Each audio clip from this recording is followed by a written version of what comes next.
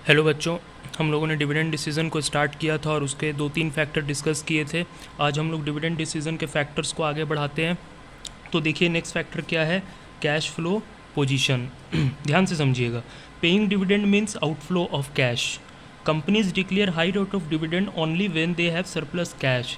In situation of shortage of cash companies declare no or very low dividend. बात बहुत simple है। Company के पास कभी सरप्लस कैश भी हो सकता है तो कभी शॉर्टेज ऑफ कैश भी हो सकता है। ज़रूरी नहीं है शॉर्टेज ऑफ कैश है तो इसका मतलब कंपनी को लॉस हुआ है। बहुत बार ऐसा भी होता है कंपनी को बहुत ज़्यादा प्रॉफिट भी हुआ है लेकिन कंपनी ने किसी बड़ी प्रोजेक्ट पे इन्वेस्ट कर दिया तो हो सकता है उसका कैश उधर बहुत ज़्यादा ब्लॉक हो गया है। तो मुझे उस चीज़ से मतलब नहीं है।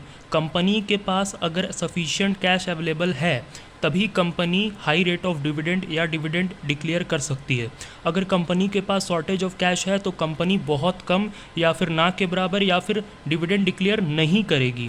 ये भी कंपनी के पास हक है कि कैश ना हो, अगर कैश का शॉर्टेज हो तो वो डिविडेंड डिक्लेयर नहीं करेगी। तो ये फैक्टर अफेक्ट करता है cash flow position dividend declaration पे। Next point, growth opportunities.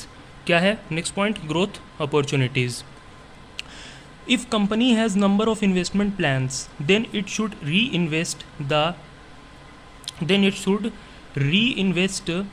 earnings of the company because it is a cheaper source of finance. If companies have no investment or growth plans, then it would be better to distribute more in the form of dividend. मान लीजिए company ने कुछ plan कर रखा है कि अगले साल मुझे किसी नए प्रोजेक्ट पर इन्वेस्टमेंट करनी है या कोई नया बिजनेस स्टार्ट करना है तो कंपनी को एडिशनल फाइनेंस की ज़रूरत पड़ेगी। सिंपल सी बात है। तो कंपनी को जब एडिशनल फाइनेंस की ज़रूरत पड़ेगी तो वो फाइनेंस रेज करने के लिए मार्केट में जाएगी, वो बैंक से लोन लेने की कोशिश करेगी या डिवेंचर इशू करेगी या शेयर्स इशू करेगी। तो वो सब में ही बहुत प्रॉब्लम हो सकती है। प्रॉब्लम इस चीज़ की है कि उसको बहुत ज़्यादा फॉर्मेलिटीज़ पूरी करनी पड़ेगी, बहुत सारे फ्लोटेशन कॉस्ट होंगे, बहुत सारी फॉर्मेलिटीज़ हैं बाहर से फंड रेज करने में। तो कंपनी उस समय क्या सोचती है, कंपनी के पास और एक ऑप्शन होता है रिटेन्ड अर्निंग। रिटेन्ड अर्निंग का मतलब अपनी ही प्रॉफिट को वापस बिजनेस में इन्वेस्ट कर लेना। और ये सबसे चीपर सोर्स ऑफ फाइनेंस है, हम लोगों ने क्लास 11th में पढ़ा था, क्योंकि अपना ही पैसा है इसमें। तो ये इंटरनल सोर्स ऑफ फाइनेंस है, इसमें कोई फ्लोटेशन कॉस्ट, कोई लीगल फॉर्मेलिटीज़ का चक्कर नहीं है। अगर कंपनी का ग्रोथ प्लान है फ्यूचर के लिए तो कंपनी यही सोचती है कि मैं ज़्यादा रिटेन्ड अर्निंग कर लूँ और इस साल डिविडेंड ना डिक्लेयर करूँ। और अगर कंपनी को अगले साल, उसका अपोजिट सिचुएशन देखिए, अगर कंपनी को अगले साल कोई ग्रोथ प्लान्स नहीं है, कोई ब्रांच एक्सपेंशन या कोई किसी नए प्रोजेक्ट पे इन्वेस्ट नहीं करना है तो वो ज़्यादा रिटेन्ड अर्निंग करके क्या करेगी?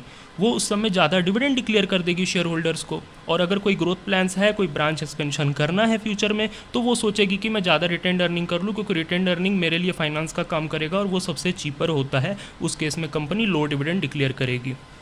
नेक्स्ट पॉइंट देखिए, प्रेफरेंस ऑफ शेयर होल्डर्स। इस पॉइंट को जरा ध्यान से समझिएगा, ये थोड़ा थ्योरेटिकल पॉइंट है। Another important factor affecting dividend policies expectation of share holders. हम लोग को यहाँ देखना है कि शेयर होल्डर की एक्सपेक्टेशन क्या है, शेयर होल्डर की एक्सपेक्टेशन देखना है। There are two type of shareholders. दो तरीके के शेयर होल्डर्स हो सकते हैं कंपनी में। Those who invest with the purpose of getting some regular income. कुछ शेयर होल्डर ऐसे हो सकते हैं जो रेगुलर इनकम की पर्पज़ से बिजनेस में इन्वेस्टमेंट करते हैं। वैसे शेयर होल्डर कौन हो सकते हैं? या तो वो रिटायर्ड हैं, अपने बिजनेस से रिटायर्ड हो चुके हैं, अपने काम से रिटायर्ड हो चुके हैं, या तो वो मिडिल क्लास हैं जो ज़्यादा इनकम नहीं जनरेट कर पाते हैं। तो वो सोचते हैं कि मेरी रोजी रोटी चलने के लिए मुझे कंपनी से रेगुलर डिविडेंड मिलता रहे। ये हुआ पहला केस। दूसरा केस क्या है? Those who invest with the purpose of capital gain from the company. दूसरी तरफ ऐसे शेयर होल्डर्स हो सकते हैं जो कंपनी में कैपिटल गेन की पर्पज़ से इन्वेस्ट करते हैं। कैपिटल गेन का मतलब शेयर होल्डर ये सोचता है कि मैंने जो आज जिस शेयर में इन्वेस्ट किया है वो आज 100 रुपये का था, तो कल वो शेयर 150 रुपये का हो जाए और मैं बेच के 50 रुपये का प्रॉफिट कमा लूँ। ठीक है, ऐसे ही कर करके शेयर होल्डर्स बहुत सारा पैसा कमाना चाहते हैं। वो चाहते हैं कि मेरी पर शेयर की वैल्यू फ्यूचर में बढ़ते रहे और मैं ढेर सारा पैसा कमाते रहूं। इस चीज़ को कैपिटल गेन कहते हैं। तो ये शेयर होल्डर्स अपनी रेगुलर इनकम को सेक्रीफाइस करने के लिए तैयार हो जाते हैं। तो ऐसे कौन से शेयर होल्डर हो सकते हैं? या तो वो यंग है, मतलब वो कमा रहे हैं, दूसरी तरफ से उनको इनकम आ रही है तो डिविडेंड इनकम को वो सेक्रीफाइस कर लेते हैं। या तो वो वेल्दी हैं, उनके पास बहुत सारा पैसा है तो वो अपनी डिविडेंड इनकम को सेक्रीफाइस करने के लिए तैयार हो जाते हैं और वो कंपनी को कहते हैं कि तुम रिटेन्ड अर्निंग ज़्यादा करो, रिटेन्ड अर्निंग कर करके नए नए बिजनेस प्रपोजल्स पे इन्वेस्ट करो और ढेर सारा प्रॉफिट कमाओ, क्योंकि कंपनी को जब ज़्यादा प्रॉफिट होगी तभी कंपनी के शेयर्स मार्केट में महंगे होंगे, उनका दाम बढ़ेगा और वो महंगे बिकेंगे। आई होप इतनी बात आप लोगों को समझ में आई होगी।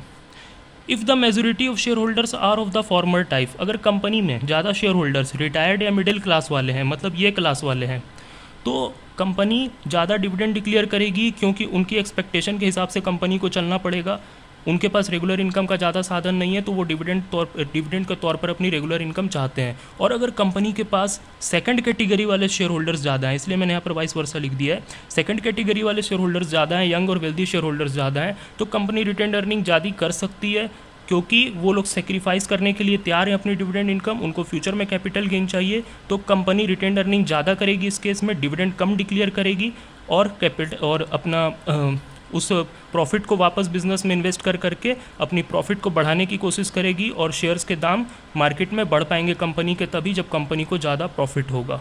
तो आज हम लोगों ने 3 फैक्टर डिस्कस किए, नेक्स्ट क्लास हम लोग और बाकी के फैक्टर्स डिस्कस करेंगे। आज के लिए इतना ही, thank you, please like and subscribe my channel.